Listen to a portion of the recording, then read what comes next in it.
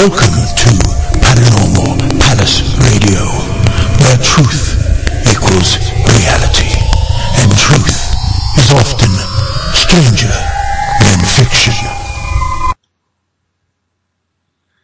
Hello everyone, welcome to Paranormal Palace Radio. This is your host, Royce the Redneck Radio Man, and joining me today is Steve Odber, also known as Mike Matters. Actually, Mike is his Skype username, and I mistakenly put it up at the title of the show, but his actual real name is Steve Odber, and I decided I'd just correct that live on the air for everybody. It was an honest mistake. Nobody meant to try to pull any fast ones here.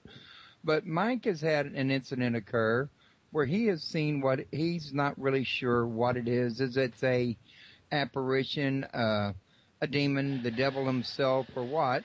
So he wanted to come on the air and talk about it, and thought maybe somebody here might have some feedback for him. Maybe not. Maybe I might. Maybe not.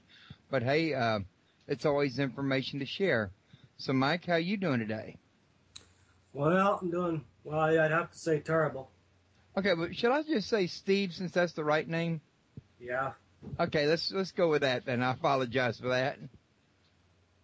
Yeah, I know what you mean, though. Well, I've pretty much been paralyzed by disease, severe spinal stenosis. I know the Bible says when you get into it that the devil is the cause of sickness and disease in the world, but my problem really dates back to the year 2004.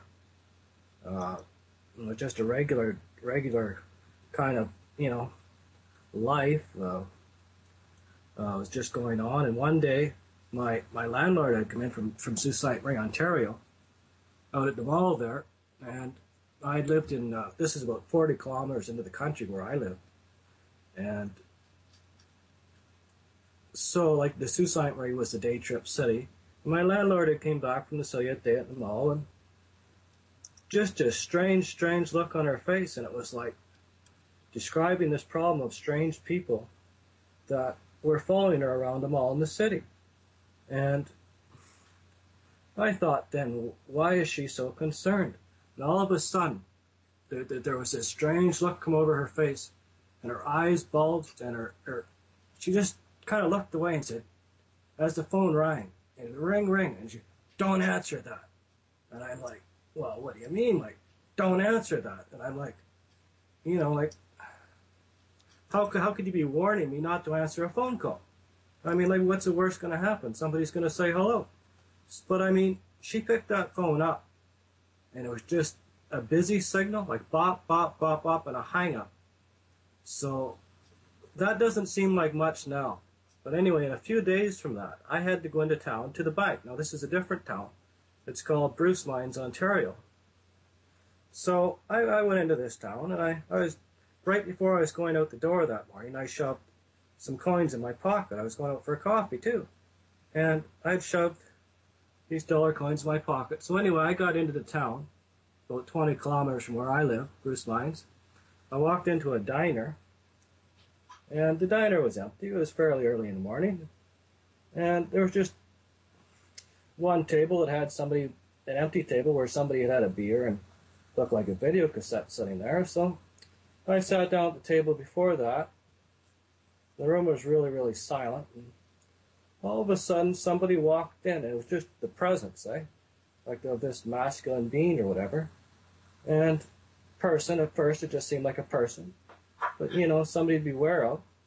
And it sat down at a table the guy sat down at a table about 3 tables in front of me where I could see this guy. He was a roughneck guy, kind of, I would have to describe the best from my memory would be like of a Father Time or Old Man Winter type guy, dressed in just old clothing, nothing special there. Maybe something about the eyes or the hair or the facial features, but they're not the first things you remember when you see somebody for maybe half an hour and you don't know what's about to transpire. So what happened there is the first thing that guy did after kind of looking to the left of me and looking to the right of me. He kind of focused right onto me, just staring directly at my face. And I mean, I'm sitting there thinking, okay, is he going to break his concentrational look? And I'm just minding my own business. And then he kind of glances down towards my right pocket. And I'm thinking to myself, well, okay, well, so he's glancing down that way. And all of a sudden it dawns on me, well, what's there? I'm thinking, in his line of view. And I had a $2 coin in that pocket. And as soon as I thought to myself, well, you got this $2 coin in that pocket, what's it matter? But anyway, he glances to my other side of me and then down towards my other pocket. And I'm concentrating. And I've got two $2 coins in that pocket. Like, this is Canada. And so all of a sudden, I mean, like, okay, so like, there's $2 in this pocket, 4 in this one, and that up to 6. But the very next minute, he looked over to a table at this diner. And at this table, there were 6 chairs. And I had never been to this, well, I had been to this diner before, but this table was the new table to this diner. I had never seen it before. And then, after he glanced at that table, he glanced out the window. From his view and a little bit of a view of it, there was a window over the cashier's table or something, the checkout there. And there was a truck, we're calling a trailer, and it said 6-star rentals on the back. And when I added that up, it added to 6, and then 6, and then 6. It all added up when you were staring at this beam that, it was evident that this person was something. It's all I can really say. But I had a life of kind of following the rapture of the Christian rapture and kind of a personal relationship with Christ all my life. And so this devil thing it was out of this world for me to ever expect to see him or anything spiritual in this world. But I believed in the afterlife, and I had kind of had a lot of hopes in Christ, and finding Christ and him setting my life straight in this world. But I had been deeply disappointed for many years, and that's when this guy came into the picture that time. And, well, after that, let me see, that morning, let me take a breath here. Well, he basically gave a lot, at this restaurant after that, he basically gave a lot of verbal or physical cues, gestures, like jolting his head around the room, like with these kind of like fiery eyes, and then going back to eating his little light meal there. And I mean, I don't speak that. Like, I mean, you have to speak English to talk to me, but this guy wasn't talking, and he was doing this type of attitude. And so, like, I mean, I realized at that point that this was a devil, or a representation of the devil. It was suggesting great power there, and I had been opposed to the devil all my life. And so when I seen that, I thought, well, geez, your chips are done. Like, sheesh, what are you going to do? I always knew the devil was a powerful being, and we could only defeat him through Christ, and that eventually we had to die to be totally victorious in that. And so there was this kind of a picture on the wall of a fly fishing net to the up above my table on the right, and but the fly fishing, I think it is the, what is it is it the hook of fly fishing, or it's a rod, or there's something to do with the line or something. The points of it, eventually, there's a whole bunch of points, and it goes around almost like, it looks like the constellation of the stars. Anyway, there's something to do with fly fishing net, or the hook, I forget. But that's what it represented to me, that little painting, and I can't better describe it this time, but it was all these little points, and you connect them together with threads or something, and it forms something to do with fishing or fly fishing. But to me at that time, when I was sitting there thinking about what I could respond to this devil being with, it reminded me of a passage in the book of Revelations where it said that at the end of time, in the book of Revelations there, that the stars would fall from the sky, and there would be a new heavens and a new earth. Well, to me, that's what I was telling him, that I was remaining with Christ, and whatever he was about to do, he was going to do, but, I was holding to the word of the Bible. Well, And that is a true passage within where the 7 seals of Daniel, I think it is. That's written about too, or something, where at the end of time, God will roll up the heavens, and there'll be a new heaven and a new earth. And right before that happens, the stars from the sky will fall. But he never really said anymore. There was a few other people that kind of seemed to come in with him. And I mean, I'm watching this guy. I'm not watching these other people, but some of them are behind me, and the ones could be directly in front of me. And they didn't really do anything but sit there quietly. And the whole room was quiet like this at this time. And some of them got up and jostled around. I mean, the one guy, I think he reminded me of a pagan. He represented a pagan, I believe. And I mean, he, following this being's gestures, these verbal head bobbings there, where he'd jerk his head around the room and look with these fiery eyes, this one guy kind of picked up, and he went outside and he did something now, and come back in. Now excuse me, that's just the way these things go from memory. He didn't really do anything that I can explain on the radio, but he. Now, all this happened in a public restaurant, right? Yes. Okay, so those other people, did they seem to acknowledge that this being was there, or was it like you were the only person who saw him? They seemed to acknowledge him when they first walked in, because they were within, from my memory, they were within a minute or two of his arrival. They all kind of walked in together, whether they walked in front of him or walked in behind me. But they were fairly normal-looking people. It was only this one guy that really stood out. And nobody that was present in the restaurant seemed to find anything amiss. It was kind of like maybe you were the only person that was supposed to see it, or supposed to realize what was going on. Yeah. Mm-hmm. And yet you're not sure yet if this was a ghostly apparition, a demonic apparition. Do you think there's any connection to E.T. in there anywhere, anything like that? Oh, I mean, E.T., what does that stand for? Extraterrestrial. Right. Well, eventually, yeah, the devil is an extraterrestrial, yes. Okay, so you don't think this could have been any form of advanced technology being used in front of you to see how it would work out, like holographic technology, perhaps? Definitely. Okay, you mean you definitely think that's a possibility, or? Yep. It's an absolute. Okay. Either there was an actual being on Earth that is the devil, or this was an apparition. It was a vision sort of thing. So holographic, yeah. So that means that it could have been actual demonic in origin, or it could have been extraterrestrial, not in the interdimensional sense, but rather in the otherworldly sense. And it'd be kind of hard to tell if it was a difference between technology or, actual dimensional shift, in other words. Yeah. The only thing to make me laugh when you say that, the only sound in the room was a slight radio. And I mean, at one time during one of these pauses, nobody was saying anything. I'm like listening to like the Twilight Zone here, like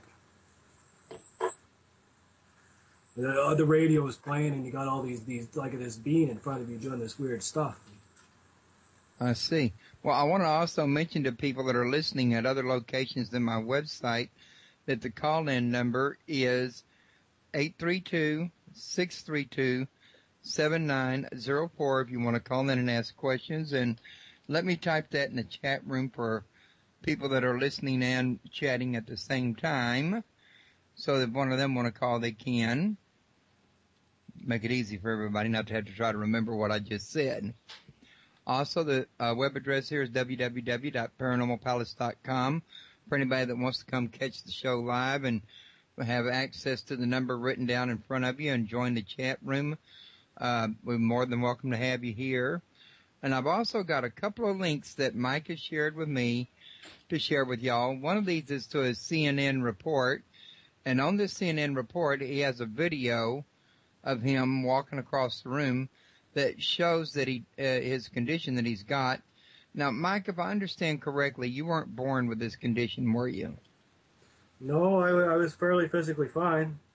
Now, a whole bunch of stuff happened after that meeting, or that encounter with that being in Leeburn, or Bruce Lyons, Ontario. I was living in Leeburn, Ontario. The first thing after I went home, some of the people after that restaurant, I basically just wanted to go to sleep. I mean, I was freaked out what was going to be happening here. But some of these people started almost like channeling in my life, if you know what channeling is. Yes, sir. I mean, stuff, they started mumbling stuff that they didn't know what they were saying. And at the time, I was really freaked out. People were channeling, and I mean, it didn't really make any sense. But I mean, well, what was being channeled? But I mean, I had never seen this thing in my life, and I got freaked out. I basically tried to go and have a siesta on my sofa, and I mean, there wasn't much hope of me making any progress with that. Like, I mean, wow, what's going to happen to me? I basically eventually made out a will, and then some weird paranormal activity started happening around me again in my home.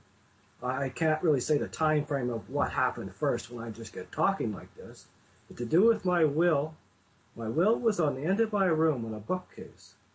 And I was, at night when I went to bed, I would hear that end of the room just start going tick, tick, tick, tick. And you could tell this tick was coming from, the room at that end was 13 feet wide, and I could tell it was coming from the left side of that room where my will was. And the only other time I had heard that ticking, a neighbor had come up, my neighbor Rick, and, well, he was a guy that used to talk to me a lot, and I mean, he just had a calming personality to him. At times, he almost seemed like he was, you know, a consult, like somebody that, you know, made you feel comfortable and talked about other things, but he also kind of had a spiritual nature to him, though we never really ever brought anything up between ourselves spiritually. And, well, I had liked him a lot, and his chair started to tick. No, it wasn't that day, it was the next day. He had come up and talked to me. I didn't see him too often during this. He had come up and started talking to me one day, and the very next day, after he had left, the chair that he was sitting in, it just started to make the same tick sound, like tick, tick, tick, tick, tick. And I knew that this was a supernatural tick. Like, I mean, this was freaking me out. I had never knew that anything like this would ever be possible. You know. So, I knew things were serious enough, and at one point, I think that's the point where I just basically was going to take a siesta on my couch. Like, I mean, there's nobody you can call. Like, but I mean, the strange weather started happening, and I think at first, it was like at night when I went to bed, you'd hear the roar of planes going over in the sky, like roar, roar, roar, like off in the distance, but enough that in the country where I was, I'd never heard these before. And roar, roar, roar, and I mean, not like living over an airport, but I mean, you could hear them at however many thousand feet up in the sky. And as they were doing this, day after day, the skies grew grayer and grayer and grayer. And I mean, to the one point that, I mean, I didn't really ever mention it, but I mean, in the back of my mind, I wondered, well, what's going on? And okay. Well, pardon me, I got a little frog in my throat there. But I was just listening to you. Now, one of the things I didn't get to ask you yet was, did your spinal condition occur right before or right after this incident at the restaurant?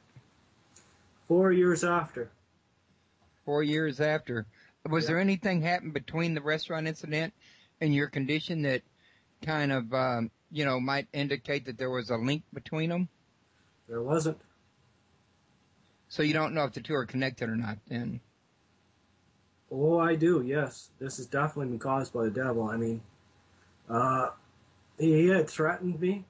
Like, I mean, I picked up a lot of cues, and I mean, I was under threat for I think basically I'll put it on the spot. I would say I got the intuition that I was being threatened to reveal this to people, that the devil existed. And I mean,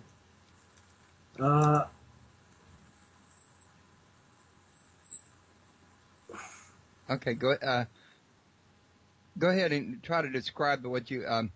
Okay, you know it was caused by the devil, and you know that incident was also caused by the devil. But how do you know they were? How did you know that they were? I mean, okay, on your ID, I think you were sharing with me that it has 666 in it. You think there's some link between that and what happened at the restaurant, then, right? yes. Well, I mean, I'll be skipping ahead a few years. There was major stuff happened before that. But just to get to this illness, well, I've been kind of, when I did these, well, maybe I better just go a little bit more in order instead of skipping ahead to 4 years. But after these beings got challenged, that this being got challenged somehow, I mean, being a Christian, I looked for Jesus. And I mean, to help me. And I mean, the devil got me, and I think he convinced me that one of these spirits was of Jesus. I mean, he was playing Mr. Nice. I mean, I can't really, and I trusted it. And I mean, in my mind, like I said, the weather was going weird there. In my mind, totally in my mind now, I said, well, if you're God, I mean, I want you to and he was doing all these miraculous things. I mean, if you're God and you're going to this level of trouble for me, I know the devil's out there. I want to be sure what's God. And I said in my mind, now, if you're God, I want to see an earthquake set off in the Pacific Ocean outside of Canada, off the coast of Canada, the coast of British Columbia there. And within 2 or 3 days, be darned if there wasn't a mini underwater volcano off the coast of BC there. Now these are many, I think they're called water spots or water funnels deep under the ocean. But it was on my news channel, and I mean, I watched that news channel fairly regularly. I mean, there wasn't any other volcanoes happening, and this erupted. So once I got that clue that he could also read your mind, I mean, I got in it thinking that this was definitely God, because in the Bible it tells me that the only one that knows my true inner mind is God. The devil knows outer layers, but he does not know your inner mind. And let me tell you, there's some mistakes there. But anyway, I could see then after that volcano was done, that I said, okay, well, I mean, if you're responsible for the weather out there, and I mean, you're responsible for the weather here. And I said, well, split that cloud in front of me. The cloud above me in that house split in two. The cloud up in the sky, the white circular cloud split in two. The wind caused, or the atmospheric pressure caused that cloud to split. So I knew I was dealing with something, but I ended up then all these UFOs started. First they were like little planes going across the daytime sky. They would look like jets. And I wondered what all their activity was. And, well, I followed them, and I followed them, and I followed them, and, like, not in my mind, I mean, like, daily looking out at them and saying, in curiosity, what could they be? And, I mean, they appeared like regular military aircraft for a while, but, I mean, then after a while, they started doing things that weren't mechanically possible. Some of them got to the point where they're hanging in the sky, or like they'd be like ultralight aircrafts or something, like just hanging there, and then they pick up and they dart off again. So I knew there was the devil out there, and I believe there was God out there, and these things were happening. And I ended up put into the weird position where I got to thinking that because some of these weird things that were going on in the world, I thought that there was military involvement in espionage on me, and of course the spirit backed it up. And of course it can communicate. The devil can communicate, but as I thought at the time was God, and I thought I was to evade the detection of this military presence or whatever. And I asked if there was something live in my home, and I mean, it indicated yes, and I mean, I got to looking around, and I mean, as soon as I latched on to what, because it was like this spirit or force was getting mad at their presence or something.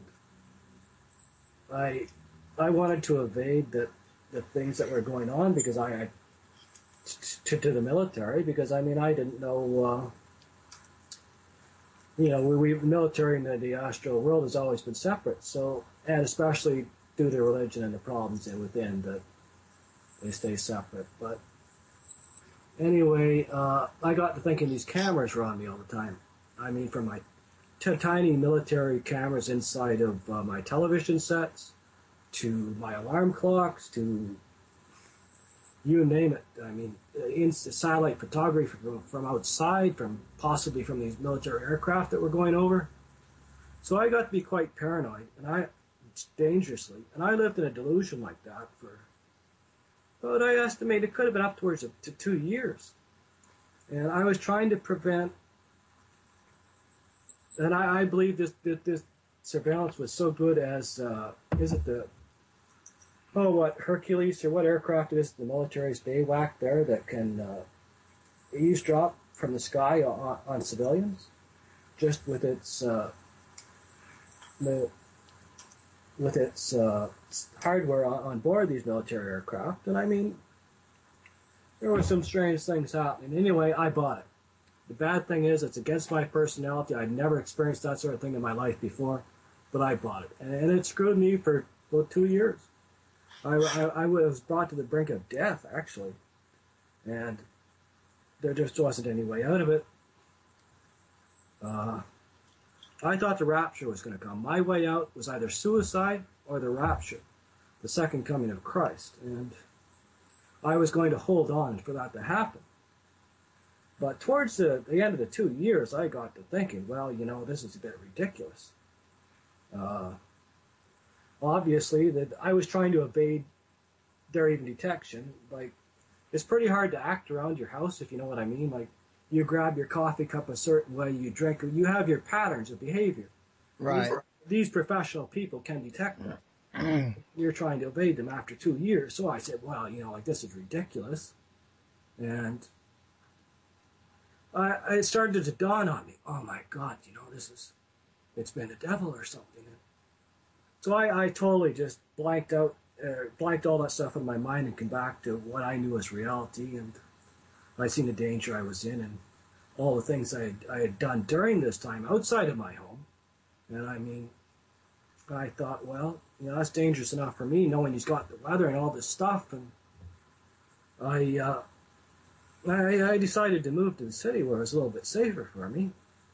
Now, when I got back to the Sault Ste. Marie, Ontario, I had realized that the things were a delusion, I guess, in about December of 2007, right before Christmas that year. It was just like a huge elation that at least you were free of this you know, this military presence in your life. You could relax, like.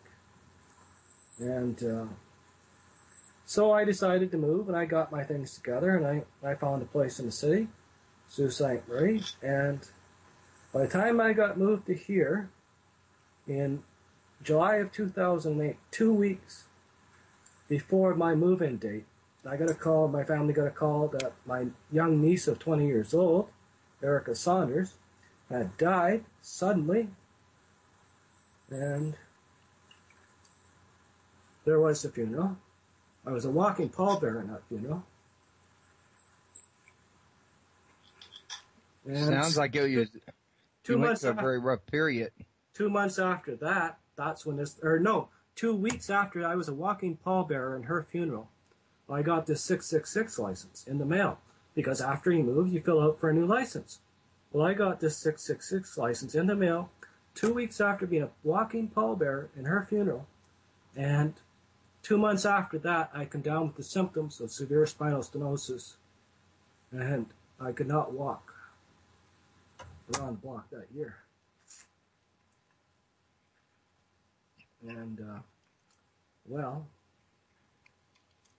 I waited for 2 years after that, knowing that it was the devil that caused these illnesses to me. And I got diagnosed by MRI in January of 2010, Sioux Area Hospital. And as a I don't know, kind of an act of martyrdom to Christ. Because of my original statement to him in that restaurant that I would remain faithful, I, as Job in the Bible, have said, no, I'm not having surgery. I've been in a wheelchair for about 3 years. Okay, so this can be corrected by surgery, but you're choosing not to. Is that correct? I would hope so. I do not know. All I know is the time I got diagnosed, they said it was critical that I had surgery immediately, and that was my doctor tried to book it within 3 days or something to schedule an appointment with a surgeon, and I refused at that time. And so now it might be too late. It could be, yes. Okay. I'm not very learned on it. Now, is there any kind of way possible that this was a pre-existing dormant condition that you could have had from birth? I put it this way. While I was getting sicker and sicker, I had seen apparitions. I don't know about apparitions. A lot of wheelchairs, I'll tell you that much. In the back of these trucks, different places I would go, it'd be like a slap in the face. You'd see a truck with a wheelchair in the back of it. And I knew what message it was getting across to me. That I would be in a wheelchair, and there isn't any real connection that was from birth. There isn't. Okay. There is also paranormal activity in this city. I mean, that's the one miracle. Miracle on St. George's Hill, that's less than a mile from me here now, of the Shaking Steel Cross. And I mean, I've seen activity like that myself and in my own life. And when you put two and two together, I mean, you don't need to wonder whether this was heredity. Have you had this here prayed for at church? Well, there are ministers praying, yep. Okay. And are you still continuing to see apparitions to this day? I would say so. But you know, they're just so commonplace. You can't really say, well, what's an apparition? But I mean, I don't see that type of beings from that type of morning. That the only occasion I ever seen that type of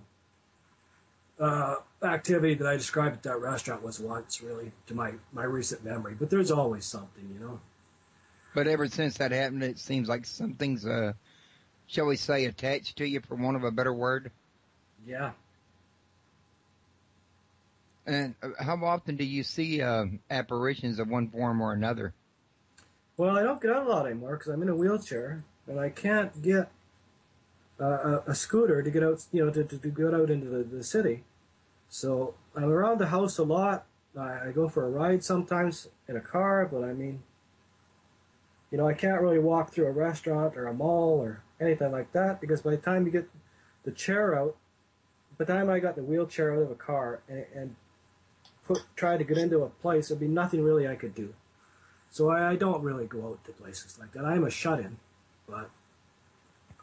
Okay, so what I'm getting from this is that this happens primarily when you're away from home, but it's really like nothing ever happens when you're at home. Right. Like, I mean, right. Nothing ever really happens at home because as long as you stay within your, you know, within a normally functioning system, nothing really changes that dramatically. There are things like, I mean, that I know could be supernatural. There's things that happen, but I mean, they're really drops in the bucket. And if you talk about them, you just go on, you know. Like, I just ignore it. Okay, so it only bothers if you do. I'm not seeing anybody pop up around my house, if that's what you mean. There ain't any special guests. At least not yet. Yeah. Okay. Well, that much is good. Now, I do believe now, if I saw the video correctly, though, you are able to walk, just not for very far. Is that correct? Yeah, but I mean, that's not walking. That's grasping walls. Like that grasping walls, and I mean, within a house for 20 feet at your best point in the day. Sounds like a pretty hard way to have to live your life when you're used to having full mobility.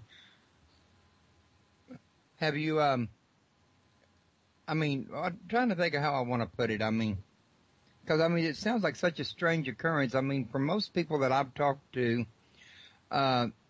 they have actually went out to public places and a spirit would seem to attach to them and follow them home and haunt them at the house. And your case is quite different from that norm. And I was have you ever actually thought about having somebody maybe investigate that restaurant to see if it had some kind of a, demon attached to it or something? Well, that's where I wanted to bring in Jesse Ventura conspiracy theory. And I put in a request on his forum at True TV that for myself as a show idea, but I can't get through to the directors, I can't get through to the producers or whatever, I can't get through to anybody in this world. Except, people that wouldn't have the resources to help. And how long ago did you make that post in Jesse Ventura's forum? It should be dated on the link if you want to share that. Yeah, I was there. I saw the post. I just didn't read it. Well, Folks, okay, I thought I lost you for a minute. If you could check that date for us, Okay, hold on a minute. I'm looking at it now. Looks like it was 1/13, so that was, hold it. Oh, 1/13/2011. You couldn't have posted that 1/13/2011 because we're still in December. Yeah, oh, wait. Okay. That was last January. Okay. So, yeah, it was almost a year ago, and you haven't heard back from them yet. Yeah, was that in April of this year or March? January. January of this year? Yeah. So it'll be a year next month on the 13th, and he hasn't responded back for some odd reason. Yeah, I've also been in contact with his lawyer, David Olson, I believe it is. I've written him an email asking him that, it's such a rare circumstance if he could get, show Jesse my my site to him and ask Jesse to, look into it. If there's any chance he'd get back to me, and his lawyer would not answer. Yeah, I've contacted his media agent to invite him to my show, and she got back to me, said he was busy. And that's the last I heard from him, although I understand that he did shows for other people, but I get the distinct impression he's not an easy man to reach, in other words. Well, yeah, but it's worth his soul. I've seen Jesse on Larry King? No, now it's Piers Morgan. And I've got the date of his airing of that show. And he was on there saying he doesn't believe in God of any kind. Really? Oh, really? It's on Piers Morgan, I think, April 4th airing. Whenever Jesse was on the Piers Morgan show, he was quoted as saying he does not believe in God of any kind. And I thought this would be a perfect opportunity to kind of prove God to Jesse and maybe give him a chance before he passes, because, we all know what the regular Christian tradition would say about that. I thought it'd be a good chance for him, He's gone down to Mexico now. My wife was just saying in the chat room she don't think his conspiracy show is airing anymore, and I haven't seen no new episodes in months, so maybe it's lying dormant itself right now. But at any rate, I was going to say I have some friends over at UnitedParanormalInternational.ning, and if you go over to that website, there's a lot of people, I think even in your area, that are demonologists that might could come out there and do an investigation. They're not Jesse Ventura, but who knows, maybe they can be of some help. Well, what type of system what would they do? I'm not exactly sure. I don't know a lot of the demonologists over there personally, for the fact being they got well over 1,000 members in the site from all around the world, and I'm sure that different demonologists have their different procedures, but you can look and see if they got one in Canada, and you can ask them what they do. Well, it's always a consideration. But really, I want to be focused. I want to get my CNN report vetted. That CNN report, you've got the link to if you want to share that. Yeah, I put that in the chat room, by the way. And I will put it up on the website when I put it in the archives. But that's ireport.cnn.com/stocks with a little D and /doc capital hyphen 621108.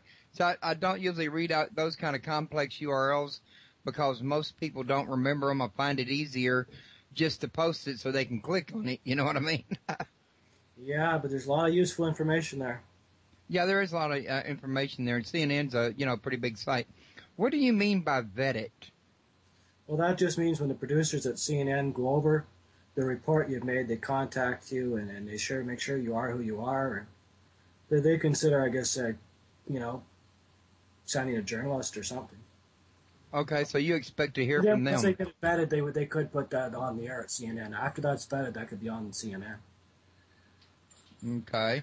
Hopefully, it could be made a lot better before then, but you have to understand that I'm in an unbearable situation here. Right.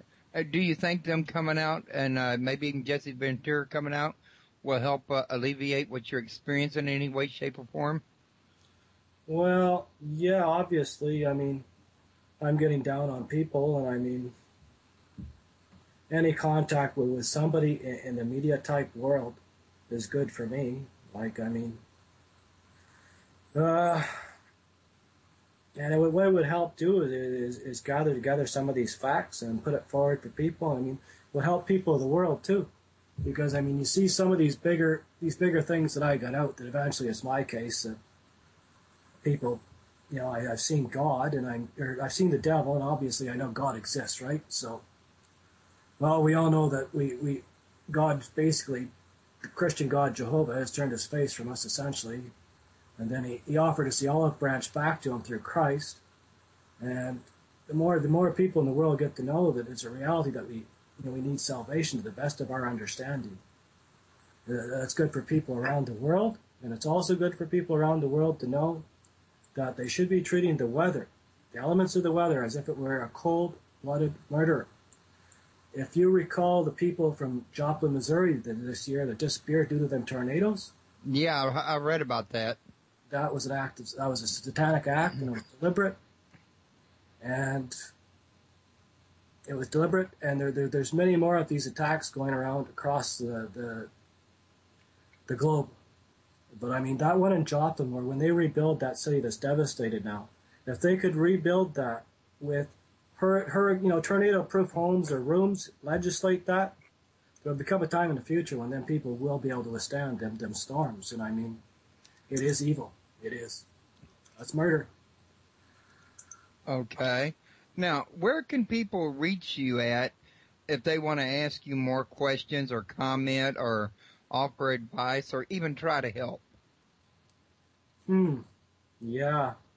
I don't really have anybody to field that kind of stuff. Like, I mean, my email doesn't always get through to me. There's some mysteries there of stuff disappearing.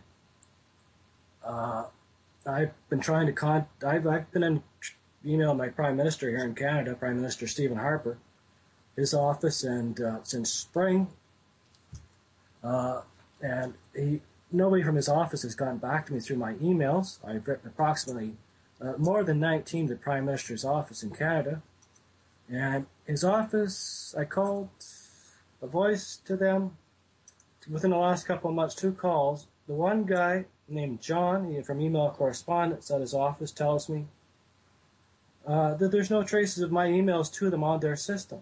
And I mean, well, I can't force them to do an audit there, but okay, they're gone. So I have records of these emails with me here. I called back within another month, about a month later, I asked, and again, I emailed them again.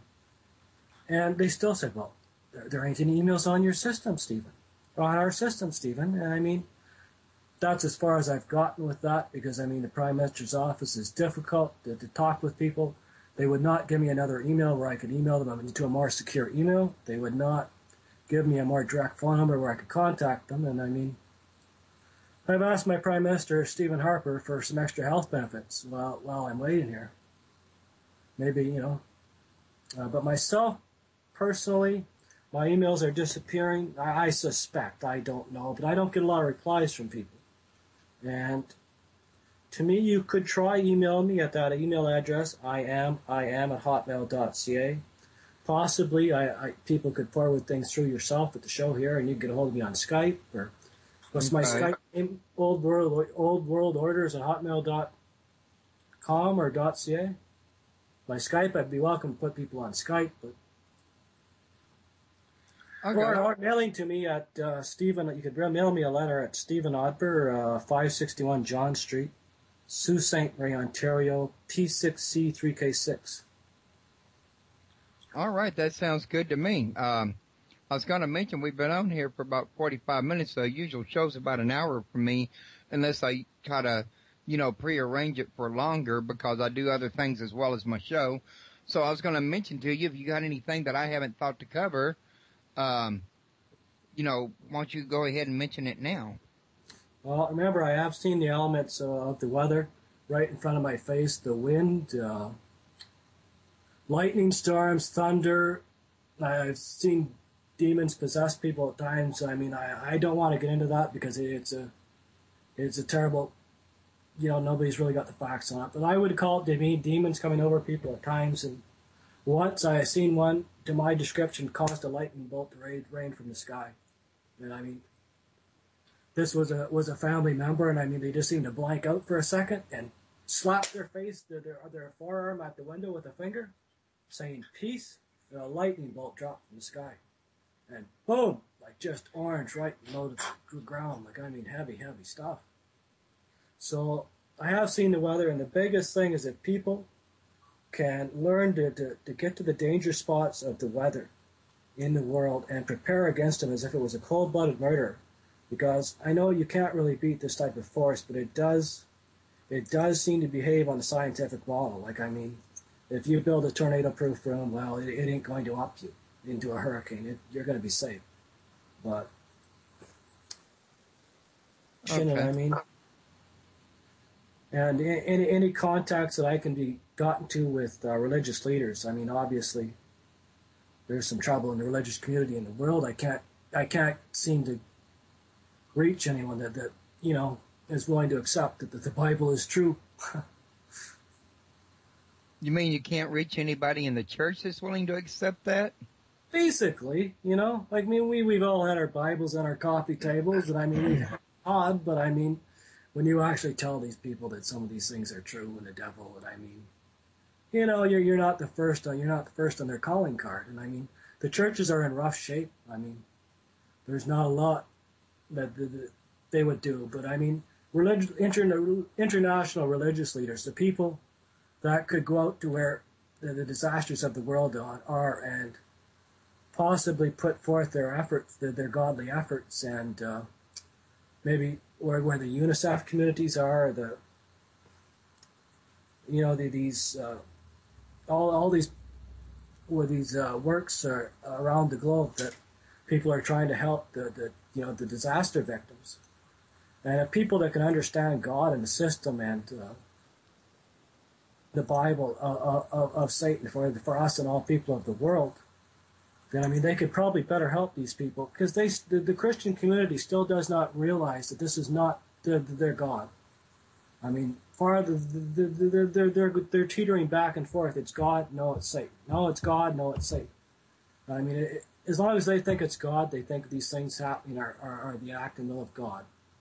So they help what they can. But I mean, if they ever really realize that it's the devil doing this, and it's hatred and it's cold-blooded murder, to a degree, I mean, I don't know about all the time, but I mean, I know when a tornado destroys Joplin, or when a tornado, or when even a tsunami, like in Fukushima, Japan, he has so orchestrated the devil's power on earth that he caused the tsunami, knowing that it would cause the nuclear melt to react down in Japan, and then people are being radiated as we speak. And I mean, all these places need to better prepare all their systems for the end of time, as for the great battle of Armageddon.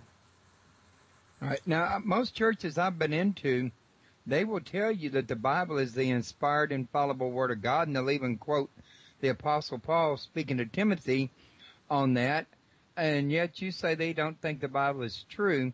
I've noticed the same thing myself before. Yeah. What it is, they tell you that the Bible's true, but if you point out something in the Bible that doesn't agree with their doctrine, then you're wrong. But by saying you're wrong because you're reading a verse, they're actually saying the Bible is wrong by proxy. Is that what you're talking about? You could probably go there too, but really I just mean that, I'm only able to be in contact with small-time local preachers, and I could get one to believe something, but he'll say, well, I'll go and pray for you. Well, they don't want to get into solving the world's problems, and they don't really have anything to solve mine, so if I could ever get into contact with some international leaders, religious leaders, considering that the will of God is that, that they do His work, I'm sure God would want to help me somehow, and maybe something could be done for me. I'm 40 years old now. I was 34 when this started. Well, I happen to know a few of the ministers around, not personally, but I've heard their sermons. I know there's some people that would tell you you're dead wrong, like John Hagee. He'll say that's God's judgment on those people over there in Joplin. That's why that's happening. That ain't the devil. Then you got another person like Ed Young who'll say, well, no, I think you're right. I think that is the devil. So, what are you really up against here when you can't even get the big name preachers to agree? Yeah. All I can tell you is the only thing I can come up with, because I understood, is that the devil is God at this age. And you can quote that in the book of Corinthians, but I think it was by Paul, that Paul is the God at this age. And what I've kind of put together is that's the God at this age. He's got all the powers where most of the powers we used to see in the Bible that were attributed to Jehovah. They're actually in the hand of the devil for an age. It's called a time and a time and a time again. And at the end of that time, then God is going to roll up these seals. The seventh seal of Daniel will be rolled up, and then he'll regain power, and there'll be a new heaven and a new earth. And, so you're right. They don't want to agree to it, but even Pat Robertson, I think he was criticized for saying it was God too, but at least Pat was still on that could be the devil's side. Or I don't know, but Oh, I want to clarify one thing that I said a minute ago. I gave examples of John Hagee and Ed Young, and those are meant hypothetically only. I can't say which pastor would agree, which one would not, but I needed a hypothetical situation for an example, so I want to clarify that before I get a call or an email from John Hagee or them. You can't put words in my mouth. You know what I'm saying? Yeah. But, yeah, I didn't mean that way. I just meant it as a hypothetical for an example. But, yeah, the general gist is one preacher says, yeah, it's the devil. The other one says, no, it's God. And here you got a tug-of-war going on that don't get you nowhere. Mm-hmm. Yeah, well, you take a look at the people at Job. Well, I would say take a look. Well, what I say doesn't matter. But, when I see the type of destruction, I personally know that it's the devil. I know. Okay, now I want to let everybody know that I will be posting this show to the archive, to YouTube, to Dailymotion, to Media Cafe. And in my archive here, I'm going to add the links that he has given me so y'all can find the other material on this as well. Now, it'll probably be tomorrow or the next day before I actually get it posted. Kind of busy during the holidays. I wanted to ask you real quick if you had any last-minute thoughts you'd like to share before we leave for the day. It'd probably take me a minute to gather them.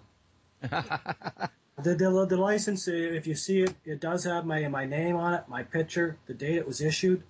My niece's obituary can be verified that it was 2 weeks. My niece's funeral was 2 weeks before the 666 license being issued by the province of Ontario underneath the Canadian government here. It's a highly secured document capable of border travel, security clearance.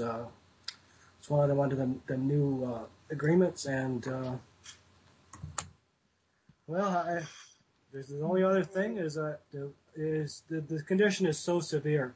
If you ever noticed that the shuttle Columbia debris from the shuttle, the atmosphere caused the debris from that space shuttle blowing up to fall where? On Palestine, Texas. And what does Israel and Palestine have to do together? God and Jehovah. But at the time that these things were happening, that shuttle, Palestine was in the news every day. Like roadmap to peace in Israel. And I mean, you might see more and more of a coincidence if you studied that, and a little bit more of what I'm saying there, that this debris coincidentally fell on Palestine, Texas, the majority. So I don't think the shuttle blowing up was a coincidence either. But I mean that's a bit off base. That just because I happen to know a few other things that I can't mention about very quickly, but he is capable of that. Okay.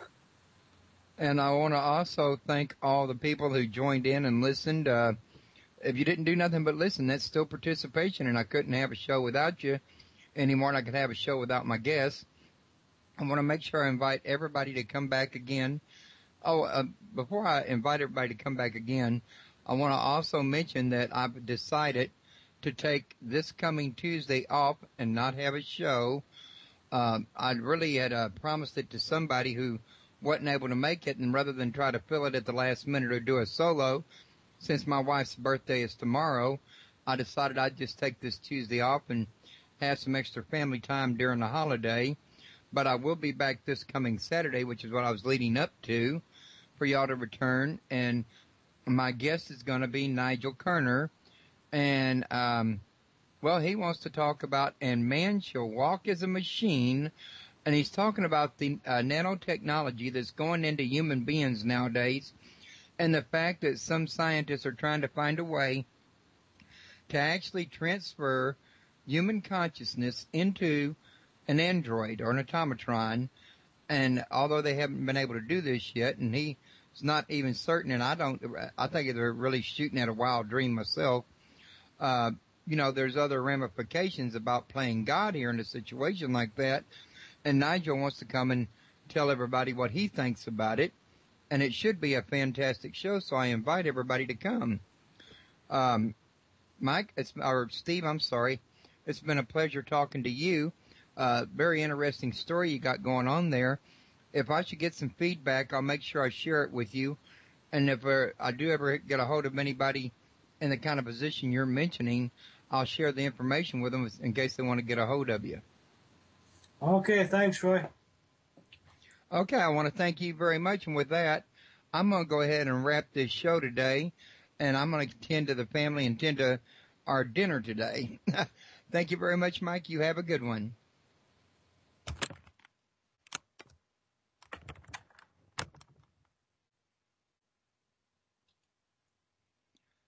And everybody else, just want to say good night one more time. Please come back this next Saturday. Thank you very much.